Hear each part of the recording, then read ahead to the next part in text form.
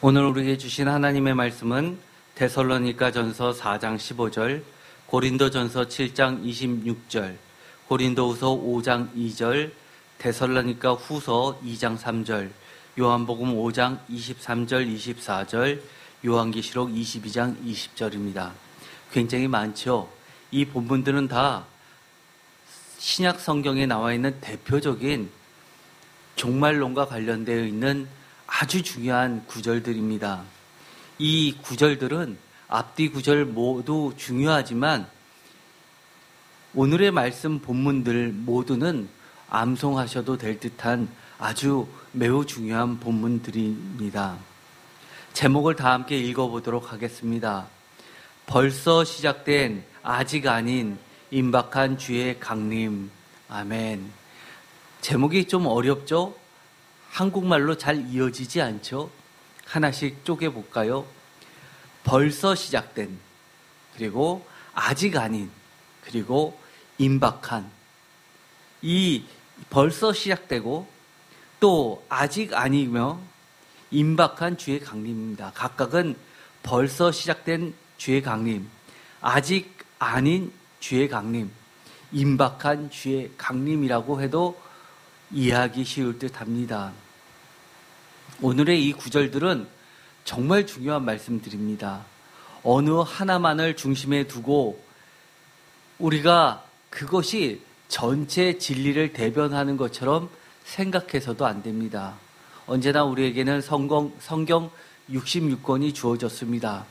어떤 부분을 보면 어떤 구절과 또 다른 구절은 일치하지 않아 보이기도 합니다. 그러나 하나님께서는 성령님의 역사로 66권을 우리에게 모두 한 권의 성경으로 주셨고, 그것 때문에 우리는 각각의 것을 인정하면서도 그 모두가 다 동일한 하나님의 말씀임을 반드시 기억해야 됩니다. 한 가지 조금 더 나아가면 각각의 달라지는 표현들이 하나님의 뜻 안에서 어떻게 하나로 합쳐지는지 그것을 이해하는 것이 진짜 신앙입니다. 어떻게 보면 오늘 드리는 이 말씀은 이번 주 주일날 드릴 말씀의 배경이 되기도 합니다. 오늘 이 말씀이 이해가 돼야지만 주일날 드리고자 하는 설교 말씀이 진정으로 이해될 수 있기 때문입니다. 반드시 주일 말씀하고 함께 꼭 말씀을 들어주시기 바랍니다. 성경에서 이야기하는 종말론은 다양한 종말론이 나오게 됩니다. 대표적인 것이 임박한 종말론입니다. 대표적인 부사로 표현하자면 이미라는 표현으로 많이 이야기합니다. 특별히 데살로니가전서 4장 15절의 말씀을 근거로 두고 있습니다. 또 다른 종말론은 지연이 조금 되었지만 임박한 종말론보다는 아무래도 이 종말론이 미뤄졌습니다. 종말론이라고 하면 어렵지요. 쉽게 얘기해서 주의 강림이 임박했다는 것보다는 조금 미뤄졌다는 겁니다. 그러나 여전히 임박한 종말론입니다. 대표적인 것이 고린도전서 15장 12절과 7장 26절입니다. 많은 학자들은 이것을 이미와 아직 사이, 영어로는 already but not yet이라는 말로 많이 표현합니다. 제가 오늘 제목으로 시작한 단어는 이것과 비슷하지만 이미와 아직 사이라고 하지 않고 벌써라는 말과 아직이라는 말을 썼습니다. 그래서 어떤 분들은 이 이미와 아직 사이의 이 종말론을 더 넓게 확대해서 이렇게도 이야기를 합니다. 심지어 이 벌써와 이미와 아직 사이의 종말론인 고린도전서 15장 12절과 7장 26절을 뛰어넘어서 그 이후 요한계시록까지를 이렇게 표현하신 분들이 점차 늘어가고 있습니다. 벌써 시작된 종말론, 그러나 아직은 아닌 임박한 종말론이라는 표현으로도 쓰고 있습니다.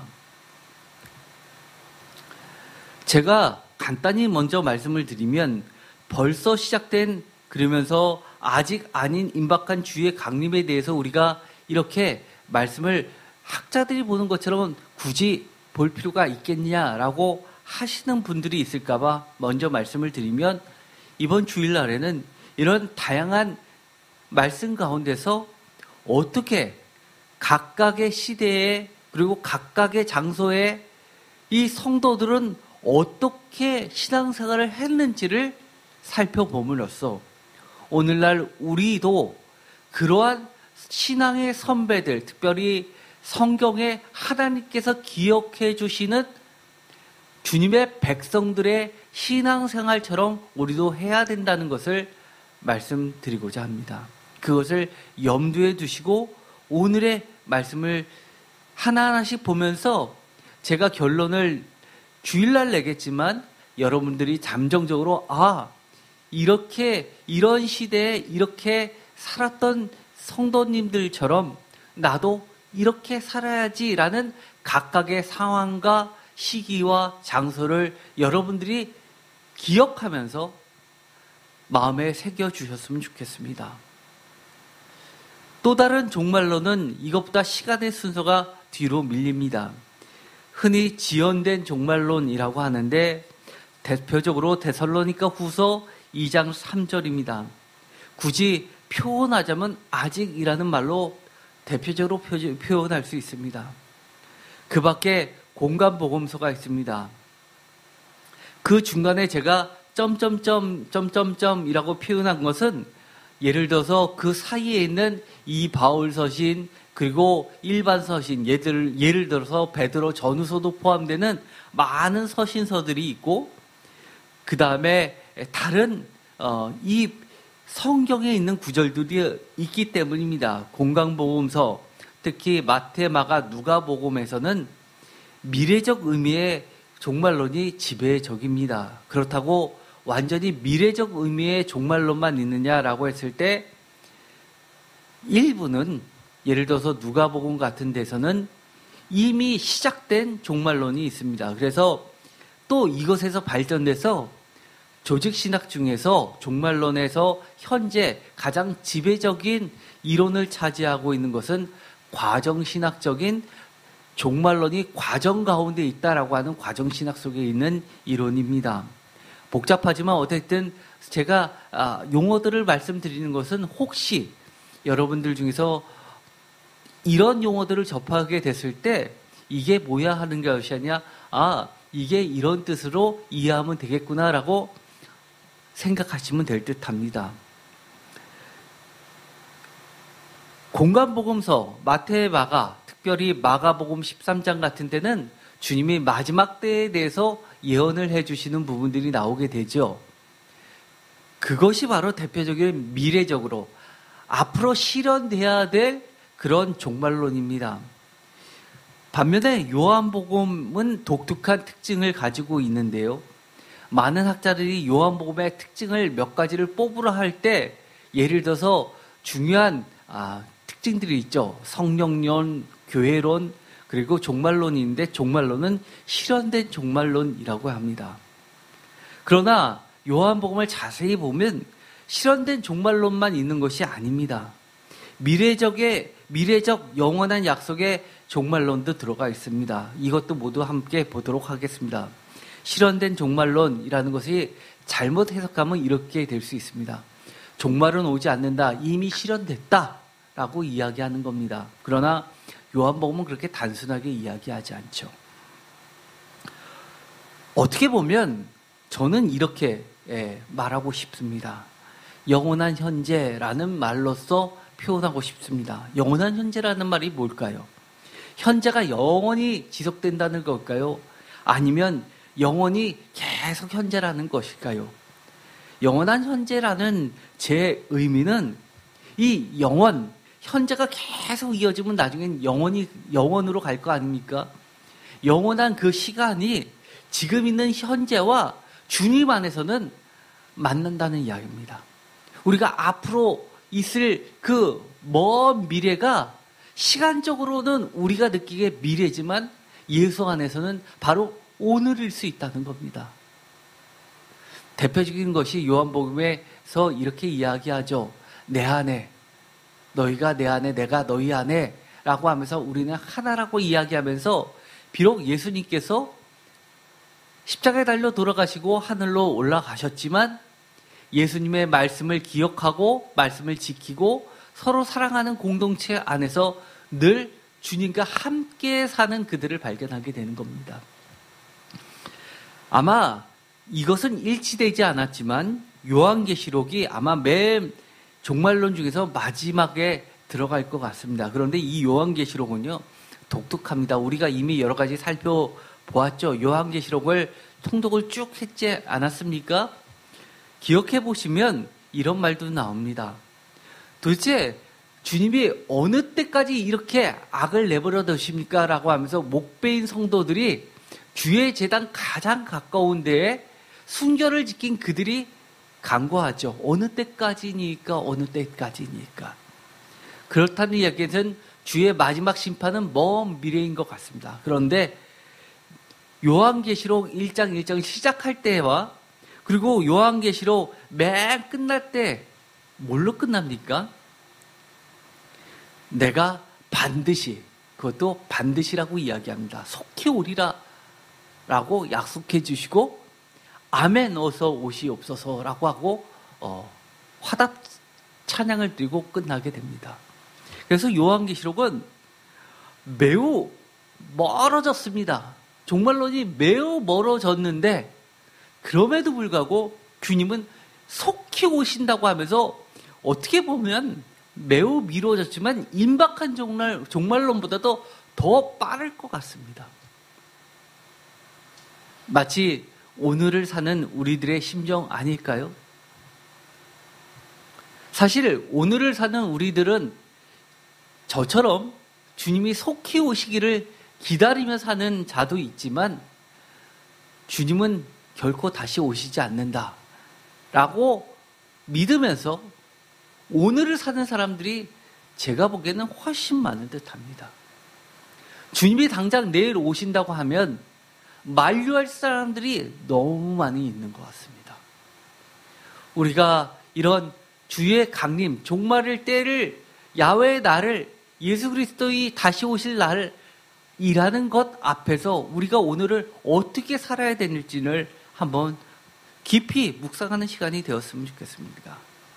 데살로니가전서 1장 9절, 그들이 우리에 대하여 스스로 말하기를 우리가 어떻게 너희 가운데 들어갔는지와 너희가 어떻게 우상을 버리고 하나님께로 돌아와서 살아계시고 참되신 하나님을 섬기는지와 10절, 또 죽은 자들 가운데서 다시 살리신 그의 아들이 하늘로부터 강림하실 것을 너희가 어떻게 기다리는지를 말하니 이는 장래의 노하심에서 우리를 건지시는 예수니라 라는 것이 우리가 이미 여러 차례 보았지만 데살로니가 전서의 성도, 데살로니가인의 교회의 성도들의 특징이 드러났습니다.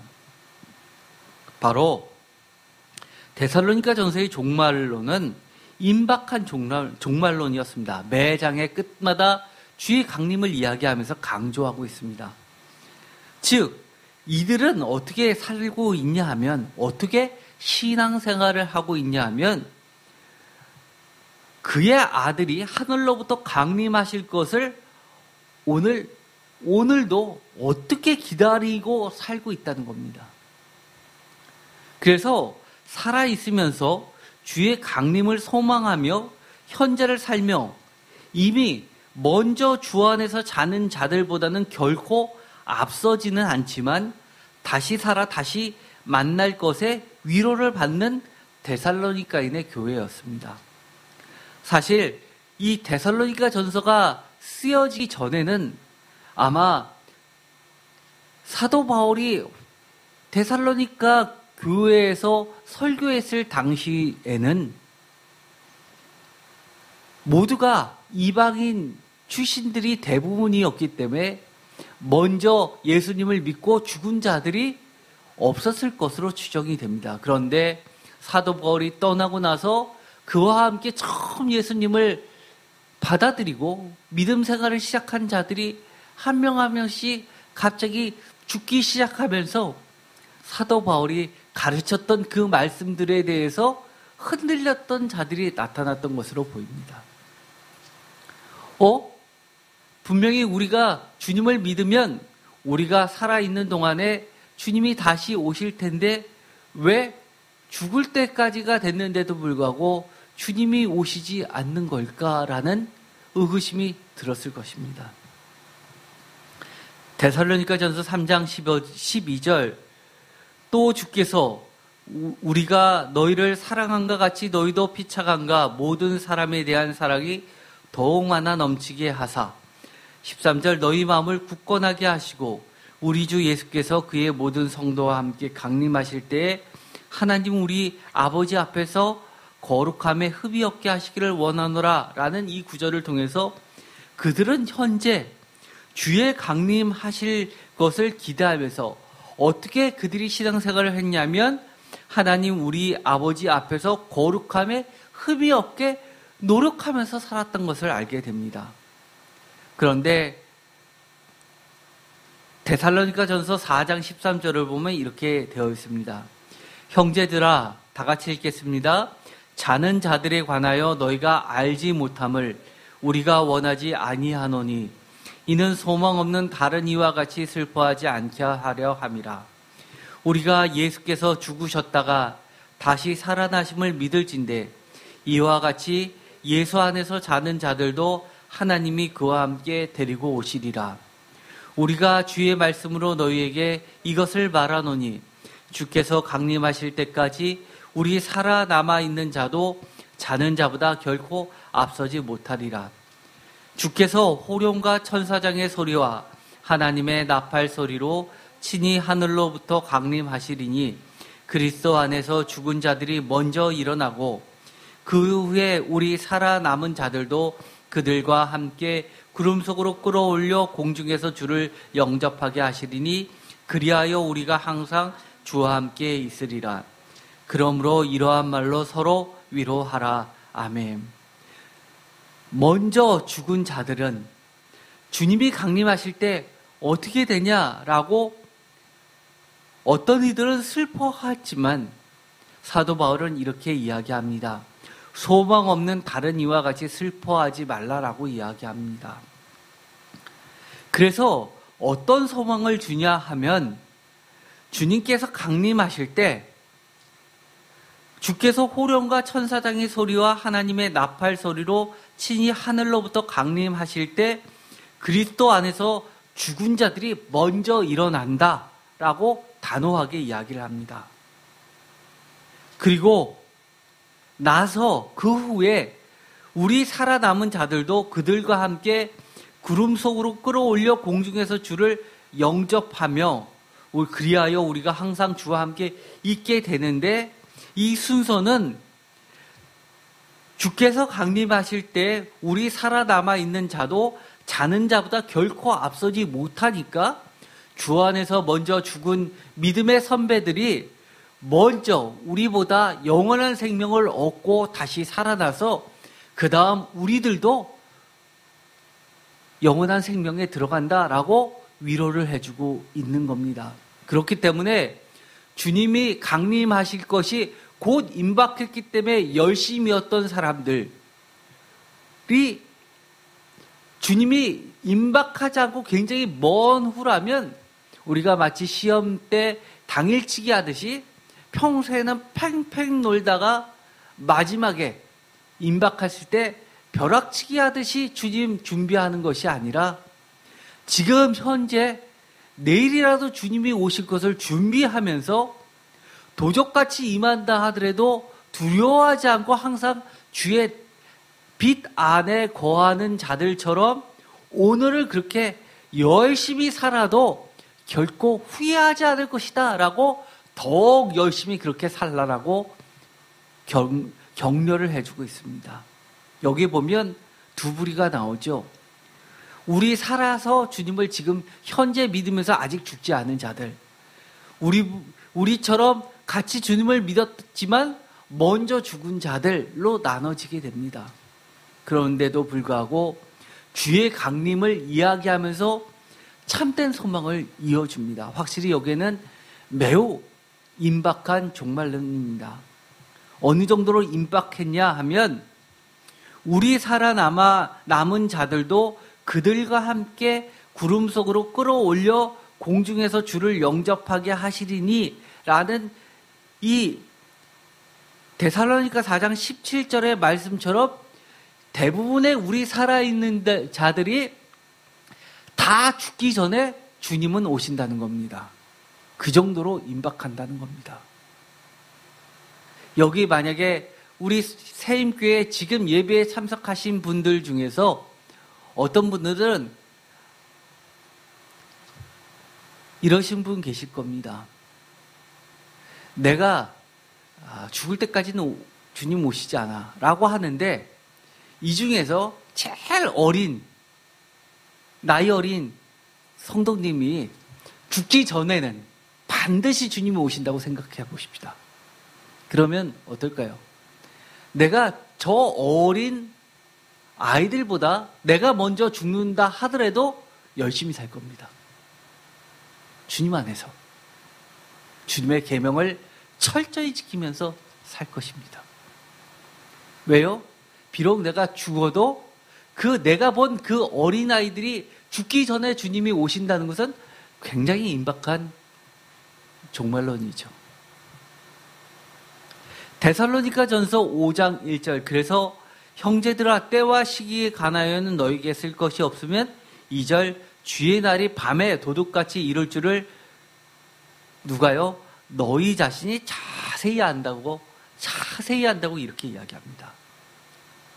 그러면서 4절 형제들아 너희는 어둠에 있지 아니하며 그날이 도둑같이 너에게 임하지 못한다는 말까지 이야기합니다.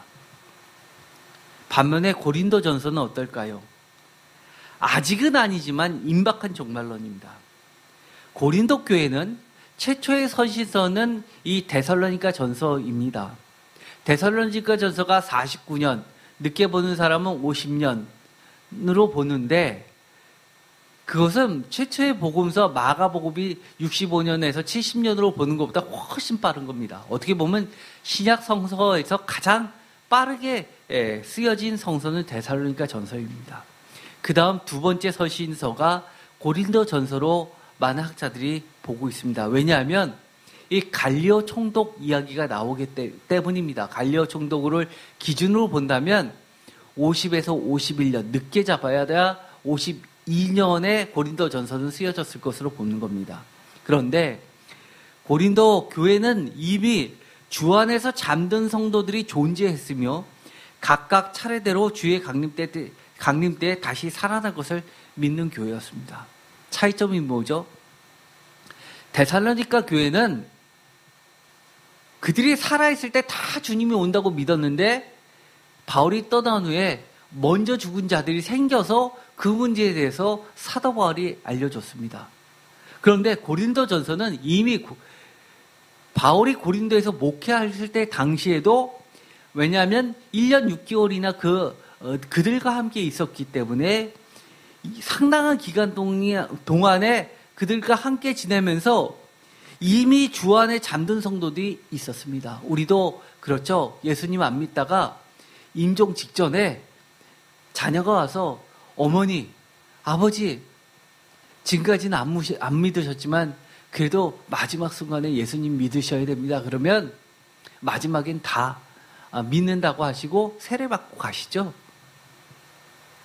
아마 고린도 교회는 난 잘 모르겠지만 믿져야 본전이니까 믿자라고 하면서 임종 직전에 죽은 자들도 어쩌면 있었을지는 모르겠지만 어쨌든 간에 고린도 교회는 아주 열심히 신앙생활을 하다가 이미 주 안에서 잠든 성도들이 계셨던 겁니다.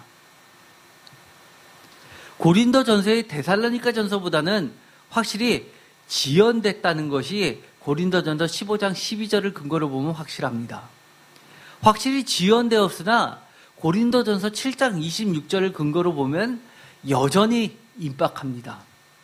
그래서 고린도 전서의 종말론은 지연되었으나 여전히 임박한 종말론입니다. 고린도 교회의 전도 기간에 이미 그리스도에 속하여 그리스도 안에 먼저 잠든 성도들이 존재했음을 기정사실화하고 있습니다. 아까도 말씀드렸듯이 이것은 당연하죠. 데살로니가 전서에서는 전도할 시 주로 이방인 중심인 데살로니가인의 교회였기 때문에 그리스도교 신앙을 받아들인 이후에 그리스도 안에서 먼저 죽은 자들을 전제하지 않고 있다가 이후에 데살로니가 전서를 쓰면서 죽은 자의 부활의 소망에 대해서 가르치기 시작했을 것으로 보이게 됩니다. 고린도전서 15장을 보도록 하겠습니다. 이 고린도전서 15장은 굉장히 중요한 본문입니다. 12절 그리스도께서 죽은 자 가운데서 다시 살아나셨다 전파되었거늘 너희 중에서 어떤 사람들은 어찌하여 죽은 자 가운데서 부활이 없다 하느냐.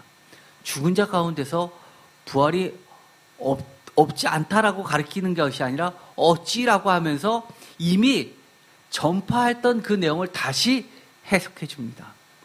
13절 만일 죽은 자의 부활이 없으면 그리스도도 다시 살아나지 못하였으리라. 14절 그리스도께서 만일 다시 살아나지 못하셨으면 우리가 전파하는 것도 헛것이요 또 너희 믿음도 헛것이며 15절 또 우리가 하나님의 거짓 증언으로 발견되리니 우리가 하나님이 그리스도를 다시 살리셨다고 증언하였습니다. 만일 죽은 자가 다시 살아나는 일이 없으면 하나님이 그리스도를 다시 살리지 아니하셨으리라. 16절 만일 죽은 자가 다시 살아나는 일이 없으면 그리스도도 다시 살아나신 일이 없었을 터이요. 17절 그리스도께서 다시 살아나신 일이 없으면 너희의 믿음도 헛되고 너희가 여전히 죄 가운데 없을 것이요. 18절 또한 그리스도 안에서 잠자는 자도 망하였으리니. 어떠신가요? 굉장히 비슷한 말이 왔다 갔다 하는 것 같습니까? 사실 같은 말을 계속 이야기합니다. 이것은 전도한 내용, 복음이 뭐냐라는 것을 이렇게 생명으로서 이야기를 해줍니다. 그리스도를 전파한 것, 복음이죠. 그리스도를 전파하는 것이 무엇이냐? 그리스도가 증거된 것이 뭐냐? 학자들은요, 최초의 캐리그마라고 합니다. 선포한 내용. 캐리그마는 선포하다라는 뜻입니다. 선포한 내용이 뭐냐? 이겁니다. 그리스도께서 다시 살아나셨다는 겁니다. 이것이 복음이라는 겁니다. 최초의 복음, 그리스도께서 죽은 자 가운데서 다시 살아나셨다라는 이것은요, 13절에 그리스도께서 다시 살아나셨다. 14절에 그리스도께서 다시 살아나셨다. 너희의 믿음이다. 15절 하나님이 그리스도를 다시 살리셨다고 증언한 내용이다. 하나님이 그리스도를 다시 살리셨다. 16절 다시 그리스도도 다시 살아나셨다. 17절 그리스도께서 다시 살아나셨다. 믿음이다. 이게 다 같은 이야기입니다. 그런데 이것이 이렇게 확대되지 않으면 어떻게 되냐? 예를 들어 죽은 자 가운데서 부활이 없다라고 하면요. 13절 만일 죽은 자의 부활이 없다면, 그리고 15절 죽은 자가 다시 살아나는 일이 없으면, 16절 만일 죽은 자가 다시 살아나는 일이 없으면, 18절 다 뭐라는 겁니까? 꽝이라는 겁니다. 망하였으리라 라고 이야기합니다. 없으면 17절에 헛되다. 17절에 여전히 죄 가운데 있다 라는 말하고 동일하다는 겁니다. 이 말은요, 이것이 복음이라는 것입니다. 예수께서 다시 살아났다는 것은 예수님을 믿는 모든 자에게 다시 사는 생명이 있다는 겁니다. 영원한 생명이 있다는 겁니다. 죽음이 결코 승리하지 못하는 생명이라는 이야기하는 겁니다. 여기에는 분명히 같은 신앙생활하는 공동체 안에 아직도 살아있는 자도 있고 이미 예수 안에서 먼저 잠든 자들도 있다는 것을 기정사실화하고 있습니다. 그런데요, 고린도전서 7장 20절에 보면 이것은요, 학자들 사이에서 굉장히 논란이 되고 있는 구절입니다. 고린도전서 7장 20절 각 사람은 부르심을 받은 그 부르심 그대로 지내라. 22절 21절 내가 종으로 있을 때에 부르심을 받았느냐 염려하지 말라. 그러나 내가 자유롭게 될 수 있거든 그것을 이용하라. 22절 주 안에서 부르심을 받은 자는 종이라도 주께 속한 자유인이요 또 그와 같이 자유인으로 있을 때 부르심을 받은 자는 그리스도의 종이니라. 고린도전서 7장 25절 처녀에 대해서는 내가 주께 받은 계명이 없으되 주의 자비하심을 받아서 충성스러운 자가 된 내가 의견을 말하노니 26절 내 생각에는 이것이 좋으니 곧 임박한 환난으로 말미암아 사람이 그냥 지내는 것이 좋으니라. 27절 내가 아내에게 매었느냐 노이기를 구하지 말며 아내에게서 노였느냐 아내를 구하지 말라. 이 말은요 왜 논란이 되고 있냐면요 대부분의 바울을 전공한 학자들은요 제일 바울 서신, 바울의 진짜 서신서들의 특징으로 무엇을 꼽냐면요 굉장히 폭발적인 진보적 능력, 복음의 능력을 진보적으로 보고 모든 것을 해체시키고 기존의 질서와 전혀 다른 새로운 대안 공동체를 꿈꿨던 바울로 보고 있는 겁니다. 그래서 기존의 질서를 무시하고 인정하지 않고 그리스도 안에서 새로운 피조물로서 모든 것을 바꿔버리는 그런 개혁가, 개혁신학자로 봅니다. 그런데요, 사회구원을 외치는 자들 입장에서 봤을 때는요, 각 사람은 부르심을 받은 그 부르심대로 지내라. 자유인은 자유인으로, 종은 종으로.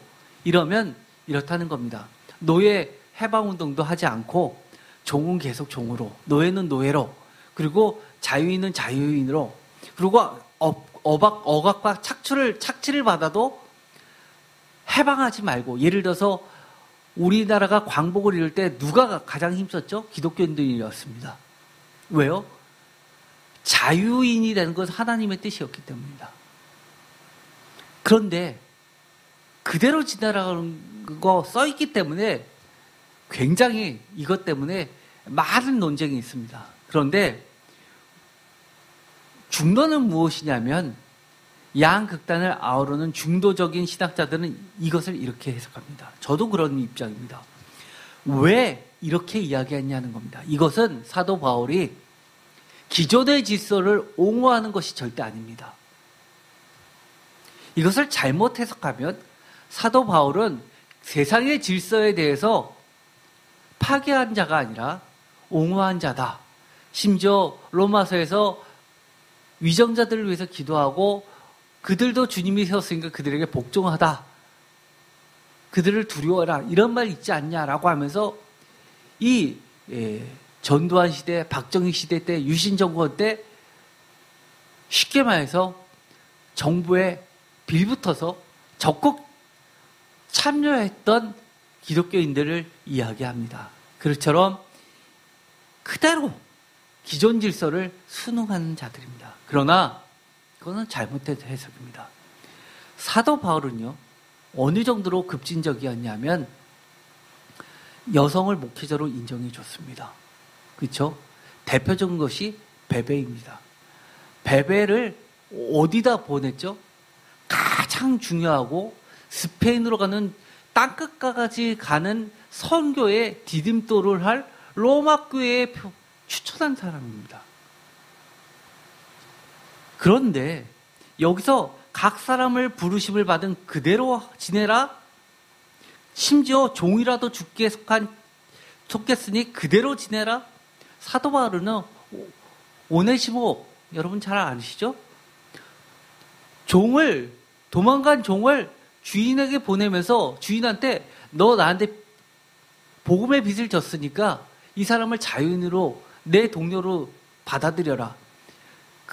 어떤 돈이 대가를 치르려면 내게 청구하라. 내가 갚아줄게라고 완전히 이렇게 진보적이고 개혁적인 사람은 없습니다. 그럼에도 불구하고 이 이야기를 한 것은 그만큼 임박했다는 겁니다. 이거 아주 중요합니다. 이거까지 만들면서 이거를 해체하고 이걸 바꾸고 할 시간이 없다는 겁니다. 이거 하다가 주님 오실 때 어떻게 하냐는 겁니다. 그 정도로 임박했습니다. 그래서 뭐라고 이야기하면 네가 지금은 사회적으로는 종일지 몰라도 노예일지 몰라도 주 안에서는 이미 자유인이라고 했습니다. 그래서 자유인이 될 때는 적극적으로 자유인이 돼서 주의 종으로만 살아. 그것도 자유인이 됐으니까 네가 자유롭게 살아라가 아니라 다시 사람 또는 그 모든 것의 종이 되지 말고 주의 종이 되라고 이야기합니다. 이것처럼 급진적인 건 없습니다. 여러분 자유인입니까? 사도 바울 입장에서는요, 여러분들은 다 자유인은 아닙니다. 종입니다. 누구의 종? 그리스도의 종입니다. 그거 잊으면 안 됩니다. 고린도전서 7장에 있는 것도 계속 같은 이야기인데요. 여기서 많은 사람들이 감동을 주는 신학자들이 역시 사도 바울이야 하는 것이 있습니다. 고린도전서 7장 25절에 뭐라고 이야기하냐면 처녀에 대해서는 내가 주께 받은 계명이 없으되라고 아주 명시를 합니다. 그러면서 26절에는 내 생각에는 이것이 좋으니 라고 하면서 주님의 뜻과 내 생각을 구분시켜서 조언을 해줍니다. 오늘날 많은 교회 목회자들이 잘못 가는 게 무엇입니까? 성경에 주님이 이거라고 명확하게 써 있지 않은데도 불구하고 내 생각을 주님의 생각처럼 이야기하는 것. 심지어 아니라고 되어 있는데도 불구하고 내가 내 욕심의 여러 가지 이유에서 주님의 뜻이라고 이야기하는 것. 거짓 선지자들이죠. 사실은 이 목회자가 되면 제일 조심해야 될 것이 바로 이것입니다. 내 생각과 주님의 생각을 구분하는 게 아주 중요합니다. 마찬가지로 처녀에 대해서도 왜 이런 이야기를 하냐 하면 너무나 임박했기 때문에 26절에 있는 것처럼 임박했기 때문에 지금 현재 내가 할 수 있는 것을 최선을 다해서 주님을 섬기면서 주의 강림을 기다리라는 겁니다.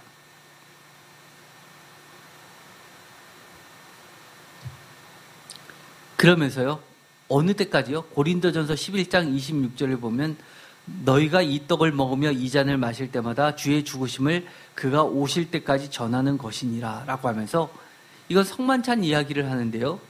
주의 죽으심을 그가 오실 때까지 어떻게 해요? 너희가 전한다라고 했으니까 너희들도 주님 오실 때까지는 계속 있다는 겁니다. 그 정도로 임박하다는 겁니다. 그런데 이 떡을 먹으며 이 잔을 마실 때마다 주의 죽으심을 그가 오실 때까지 전한다라는 이야기는 지금 현재 내가 돈 벌려고 나의 쾌락을 위해서 이 임박한 시간에 허비하지 말고 주의 죽으심을 전하는, 복음을 전하는 자가 되라는 겁니다. 아까 주의 죽으심을 왜 전합니까? 사람들 이렇게 생각하죠. 다시 사는 것처럼 좋은 게 없으니까 다시 사는 것만 전하면 될 거 아닙니까? 아니요. 복음은 그렇지 않습니다. 십자가가 빠진 것은 복음이 아닙니다. 주님의 십자가, 주의 죽으심 안에 영원한 생명이 있다는 것을 반드시 기억해야 됩니다. 고린도 후서는요, 어떻게 돼 있냐? 미루어졌지만 여전히 임박한 종말론을 그대로 고린도전서처럼 따르고 있는데 약간의 뉘앙스의 차이가 있습니다. 대표적인 것이 고린도후서 5장 1절에서 10절, 17절에 있는 말씀인데요. 그 중에 일부분은 이렇습니다. 고린도후서 5장 1절. 만일 땅에 있는 우리의 장막집이 무너지면 하나님께서 지으신 집 곧 손으로 지은 것이 아니오 하늘에 있는 영원한 집이 우리에게 있는 줄 아느니라. 2절. 참으로 우리가 여기에 있어 탄식하며 하늘로부터 오는 우리 처소로 덧입기를 간절히 사모하노라.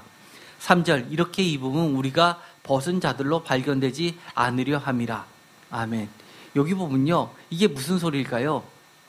우리의 장막집, 지금 우리가 살고 있는 이 집이 무너지면 하늘에 있는 영원한 집이 있다라고 이야기하는 것이 아닙니다. 이것은요, 우리의 장막집은 우리의 육신, 이 세상에 있는 우리의 육신을 이야기합니다.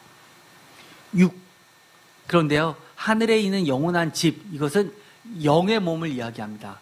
우리의 장막집은 육의 몸을 이야기하고 하늘에 있는 영원한 집은 영의 몸을 이야기해서 신령한 몸을 이야기합니다.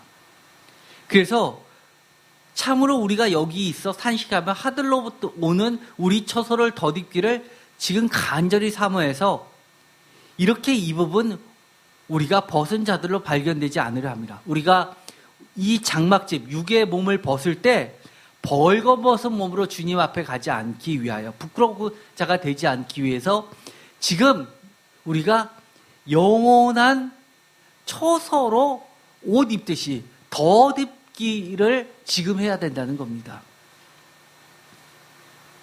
그래서 우리의 장막집은 육체의 몸이요 하늘로부터 오는 영원한 처소는 영광스러운 부활의 몸을 이야기합니다.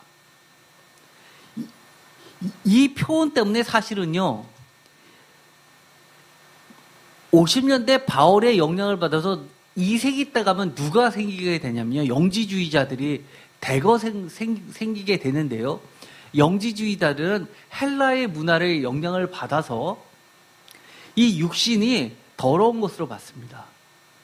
영혼은 깨끗한 것으로 봤습니다. 그래서 우리가 살 때는 이 영이 더러운 육신의 몸을 입다가 그 감옥 속에 있다가 감옥에서 죽게 되면 감옥에서 해방된다고 생각을 했었습니다. 그래서 영지주의들이 생겨난 겁니다. 그래서 이 영지주의자들은 심지어 예수님께서 십자가에 달려 돌아가실 때 십자가 위에서 영이 분리되어서 그리고 육직적인 이 몸을 쳐다보면서 비웃고 있었다는 겁니다. 너희들이 아무리 십자가에 못질을 해봐라 내가 아프나. 이런 논리였기 때문에 그들은 육으로 살고 있을 때 내가 그리스도의 영을 받으면 육적으로 무슨 죄를 지어도 나는 자유인이다. 육체라는 감옥에 묶여있지 않기 때문에 나는 구원 이미 받았다라고 주장한 자들이었습니다. 또 다른 영지주의자들은 육체는 아무것도 아니니까 금욕생활을 했습니다. 그래서 심지어 남자 같은 경우에 고환을 잘라내는 일도 있었습니다. 양극단이 영지주의의 대표적인 특징들이었는데 바울의 이런 표현들 때문에 사실은 여기서 더 나가서 거기까지 발전했습니다. 어느 정도로 이 영지주의자들이 사도 바울의 것을 이용했냐면 마르시온이라고 영지주의자 중에서 가장 선두에 있었던 것이 2세기 때 로마의 마르시온이었습니다. 근데 마르시온이 참 신기하죠. 신약 성경의 근간이 되는 성서를 먼저 편찬합니다. 그래서 우리 기독교는 4세기 때 회의를 해서 성서를 완성하지 않습니까? 구약은 90년대 형성이 됐고요. 그리고 나중에 신약이 4세기 때 결론이 나서 성서가 형성이 되는데 이 4세기 때 성서를 만들기 시작한 근본적인 이유가 영지주의들이 먼저 성경을 갖고 있었습니다. 그래서 그 성경이 잘못되었기 때문에 그것을 보완하기 위해서 기독교인, 정통 기독교인들이 모여서 이것이 진짜 성경이야 하고 확정시킨 게 지금 우리가 갖고 있는 성경입니다. 그런데 이 마르시온들이 어떤 성경을 편찬을 했냐면 복음서 다 날려버리고요. 누가복음 딱 하나. 그리고 바울 서신만 해가지고 이것이 성서다라고 먼저 편찬을 해버렸습니다. 그러자 이것에 대비하기 위해서 신약 성경이 4세기 때 생긴 겁니다. 구약은 왜 생겼냐? 유대교에서 기독교들이 분파가 됐습니다. 그러자 유대교인들이 기독교인들을 이단시했습니다. 그런데 기독교인들이 그들이 보고 있는 이 이단인 기독교인들이 구약 성경을 자기네 성경이라고 다 쓰고 있는 겁니다. 그러자 유대교인들이 얌야에서 회의를 해서 뭐를 결정했냐면 기독교인이 쓰는 것들을 다 성서가 아니고 이것만 성경이야 라고 하면서 만든 게 구약 성경입니다. 그런데 그것을 만들고서 이 성경은 다른 데서 절대 못 써 그런데 안 씁니까? 기독교인들이 구약 성경을 다 그대로 갖고 온 겁니다. 그래서 기독교의 역사를 보면 참 신기한 게 하나님의 놀라운 섭리가 기독교를 이단으로 내몰기 위해서 구약을 만드는데 그거를 받아들이고요.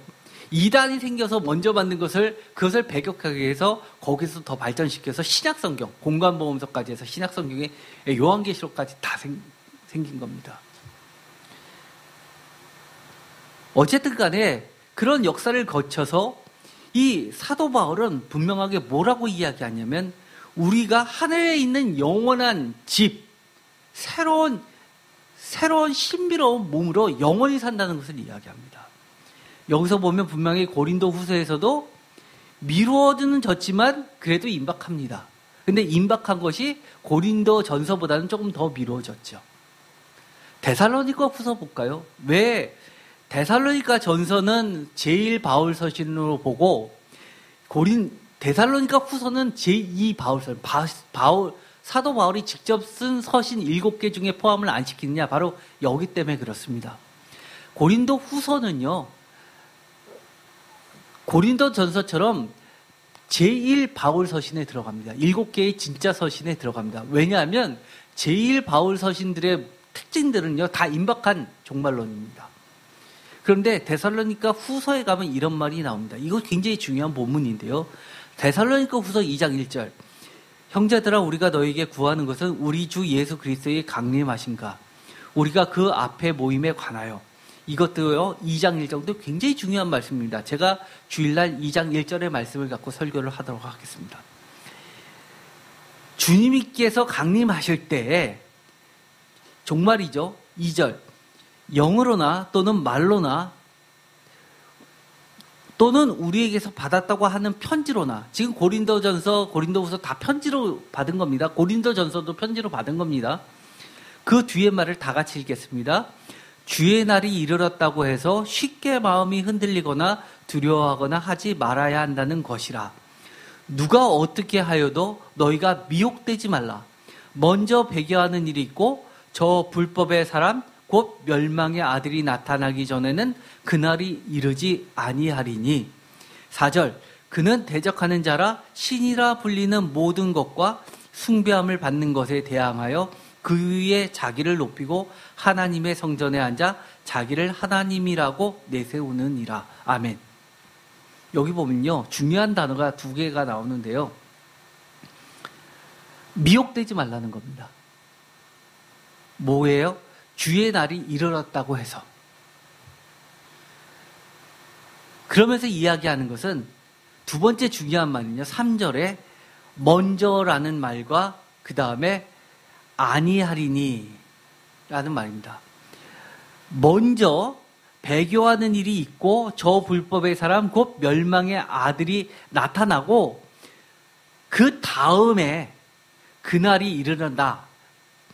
거꾸로 이야기하면요, 그런 멸망의 아들이 나타나기 전에는 그날이 이르지 아니하리라는 이 개역개정의 이 말씀은요, 바꿔놓으면 멸망의 아들이 나타난 이후에야 주의 강림이 이루어진다라고 이야기하는 겁니다.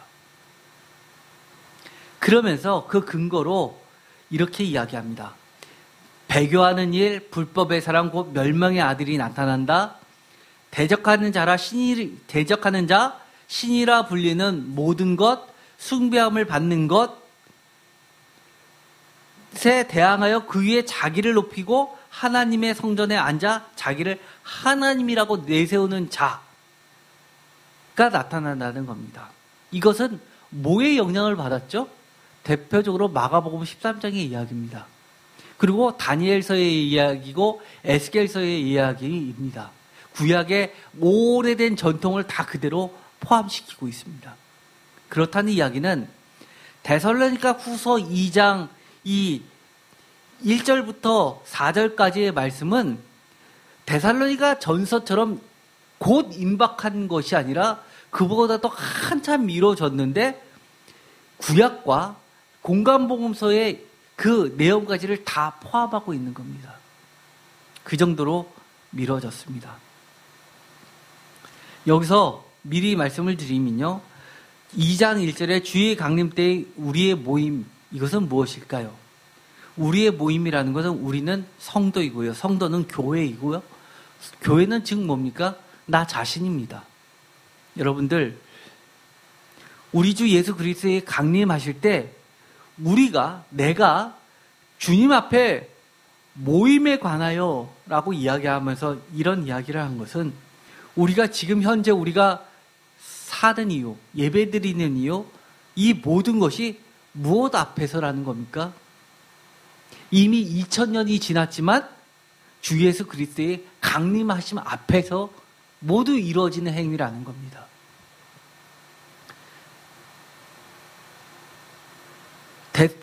뒤에 이어지는 말씀 데살로니가 후서 2장 5절 내가 너희와 함께 있을 때 이 일을 너희에게 말한 것을 기억하지 못하느냐. 사실 이 2장 5절 이후에 있는 말씀이나 그 전에 있는 말씀은 우리가 데살로니가 전서에는 찾아볼 수 없는 말입니다. 그런데도 불구하고 너희에게 말한 것을 기억하다. 이미 그렇게 가르쳤다고 이야기를 합니다. 6절 너희는 지금 그로 하여금 그의 때에 나타나게 하여 막는 것이 있는 것을 아나니. 7절 불법의 비밀이 중요한 단어요. 뭐라고요? 이미 활동하였으나 지금은 그것을 막는 자가 있어 그 중에서 옮겨질 때까지 하리라.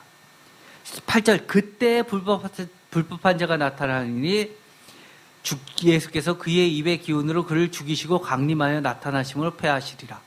9절 악한 자의 나타남은 사단의 활동을 따라 모든 능력과 표적과 거짓 기사와 불의의 모든 소금으로 멸망하는 자들에게 있으리니 이는 그들이 진리의 사랑을 받지 아니하여 구원함을 받지 못함이라.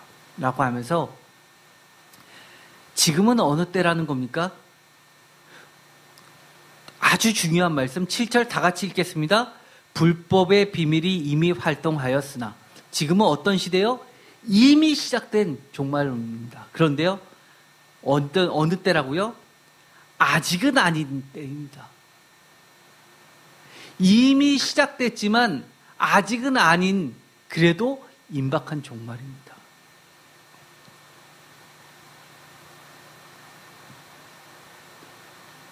고린도후서 2장 11절 이러므로 하나님의 다 같이 읽겠습니다. 미혹의 역사를 그들에게 보내사 거짓 것을 믿게 하심은 지금의 바로 미혹의 역사의 시대입니다.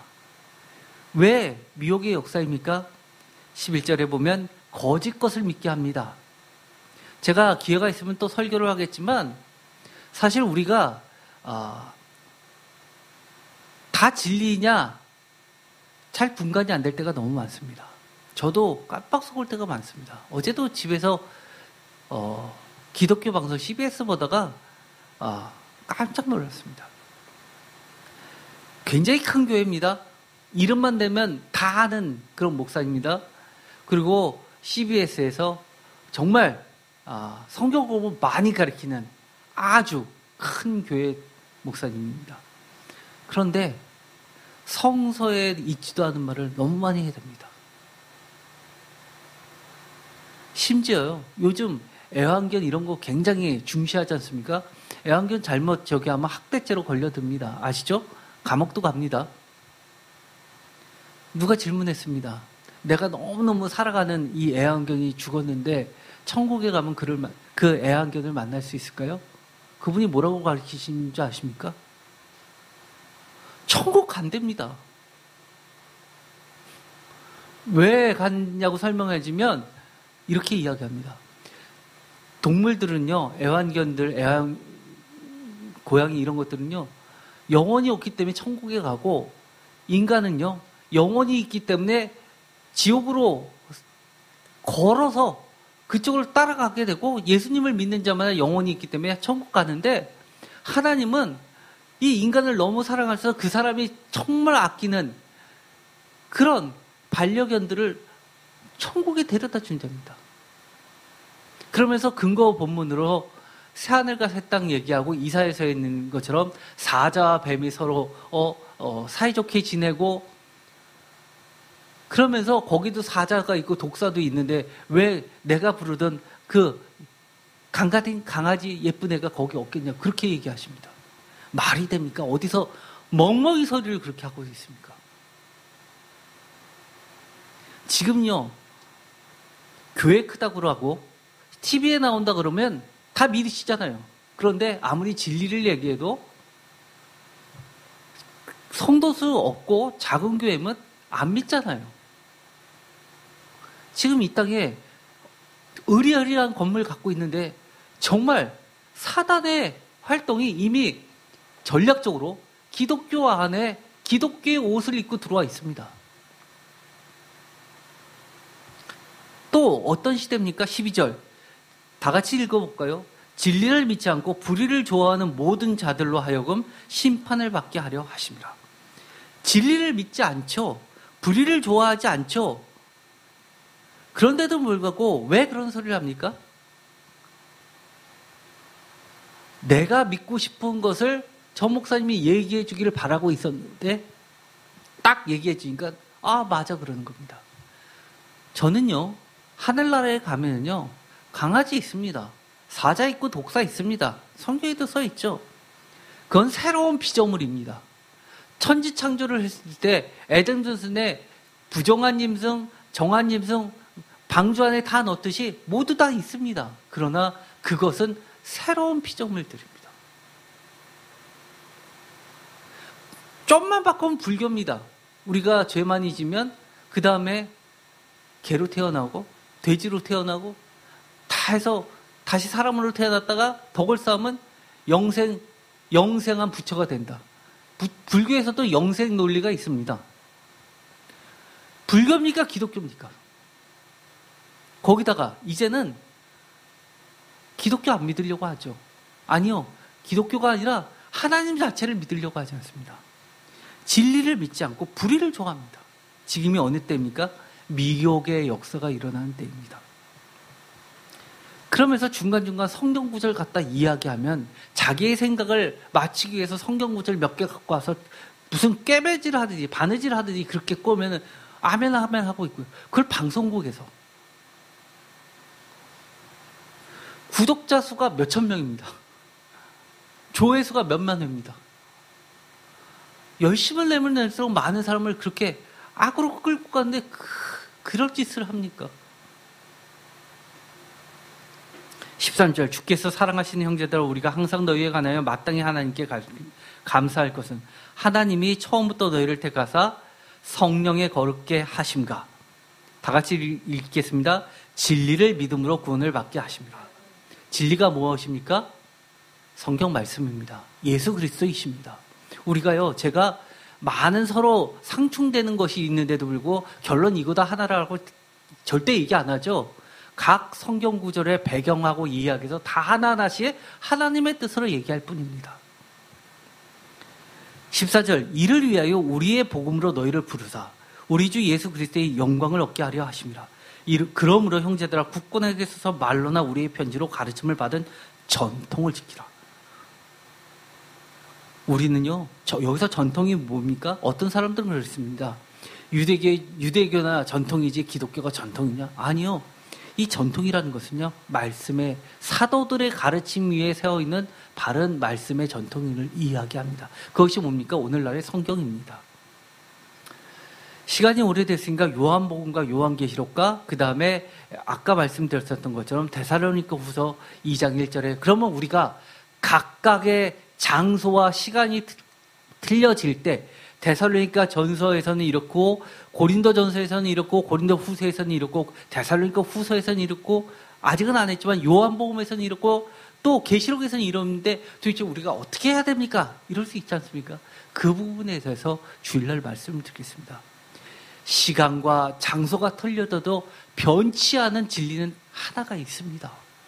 우리는 성경에서 각각이 다 다르게 이렇게 차이가 나는 것처럼 이야기해도 변치 않게 똑같이 설설하고 있는 것이 있습니다. 그것을 따라가면 되는 겁니다. 그 부분에 대해서 주일날 말씀을 드리겠습니다. 오늘은 여기까지 하고요. 여러분이 그 어느 때보다도 성경 말씀을 있는 그대로 진리를 따라서 신앙생활을 해야 되고요. 여러분 주변에 정말 좋은 목회자를 곁에 늘 두십시오. 좋은 목회자가 뭡니까? 딴 거 아닙니다. 아까 사도 바울이 이야기하는 것처럼 내 생각과 하나님의 뜻을 분간해서 이야기하는 것이 무엇보다 중요합니다. 기도하고 마치겠습니다. 하나님 감사합니다. 우리가 하나님의 말씀을 읽다 보면 도대체 어떻게 해야 되지라고 헷갈릴 때가 있습니다. 하나님, 성령님께서 우리에게 가르쳐 주셔서 하나님의 말씀을 말씀으로 그대로 받아들이고 이해할 수 있게 하시고 그 뜻, 그 말씀 가운데 숨겨져 있는 하나님의 진짜 변하지 않는 진리의 말씀을 그 뜻을 우리가 받아들여서 하나님의 뜻대로 주의 강림을 기다리면서 오늘을 살게 하여 주시옵소서. 예수 그리스도의 이름으로 기도드립니다. 아멘.